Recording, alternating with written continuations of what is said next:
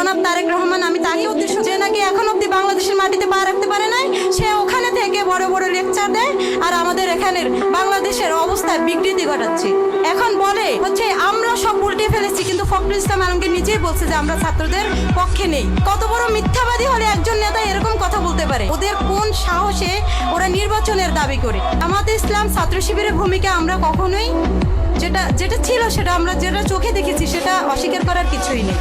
আগে ছিল আওয়ামী লীগ ব্যতীত পুরো বাংলাদেশ এক, এখন বর্তমানে বিএনপি ব্যতীত পুরো বাংলাদেশ এক। আমি 19 জুলাই সাভারে গুলিবিদ্ধ হয়েছি। আমার মাথার এই সাইড থেকে গুলিটা চলে গেছে, ভিতরে ঢুকে নাই, আর আমার এই হাতের সমস্ত রগগুলো কাটা, এরকম আমার পুরো শরীর জখম। আমি আলহামদুলিল্লাহ এখন অবধি ভালো আছি, সুস্থ আছি, কিন্তু আমার এমন এমন আহত ভাইরা আছে যাদেরকে দেখলে আমাকে আলহামদুলিল্লাহ বলতে হয় অনেকবার।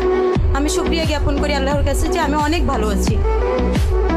আমার লজ্জা করে যে আমরা বাঙালি জাতি পরিচয় দিতে, যেখানে আমি বাঙালি বলে পরিচয় দিতে গর্ববোধ করব, সেখানে আমি লজ্জা পাই এখন।